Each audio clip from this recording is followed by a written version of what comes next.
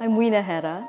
I'm currently working as Assistant Professor of Political Science at the University of the Philippines, Cebu. So what I do is I specialize in the evolving structures of governance and their development implications. And the current research that I'm pursuing, as well as what I'm presenting here at the Brundtland Week, is on the tripartite co-regulation in Philippine coal mining industry. You know, I graduated political science, and my higher studies have always been within the field of governance and public administration. And the reason that, of course, so essentially, the papers and the research that I do have been around the area of national administration.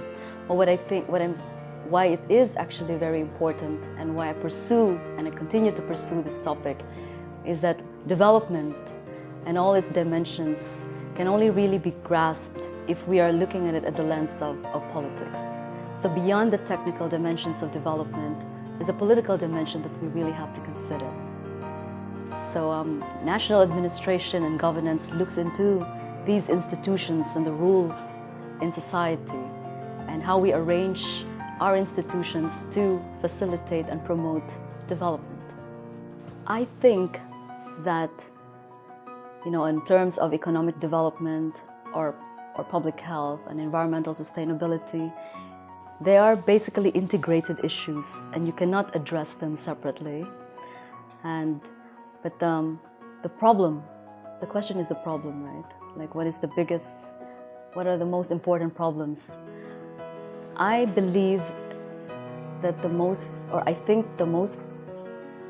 fundamental problem in developing countries is primarily anchored to a failing economic development model that we are pursuing in our countries. So these are interlinked issues of the lack of capacity of our government. So there is a lot of room for patrimonialism, and this is basically where the elites control the apparatus of the government. So that is one of the most common patterns that you can see among developing countries. So it is beyond corruption. It is really the control of a few elite of the structures of governance. I think that is fundamentally what's problematic about developing countries, and these have direct implications on the kind of economic model that we pursue. I'd like to continue pursuing what I specialize in right now, which is on governance for sustainable development. However, I am looking into doing research or dealing with issues of transnational issues, such as migration and even like sustainable development, and particularly transnational governance in the context of the digital age and network society. I think that is one thing that we have to really consider. What are the implications of a much more integrated world because of this shared information? And that is a concern that has direct relevance to how are we going to really achieve sustainable development. I think the Tang Prize Foundation, or the Tang Prize Foundation, is promoting, and what appeals to me very much about the Tang Prize is the value of tolerance and openness. And what it promotes is on the societal development. It is the human component of the award.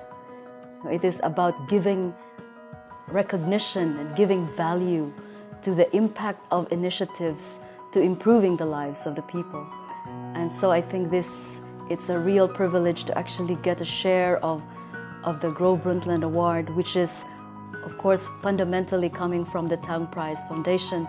And I think this is a very good opportunity and a platform to be giving more voices for women from developing countries to be represented, and, you know, our concerns to be articulated. And I think the Tang Prize Foundation, together with the Brundtland Award, has been doing that.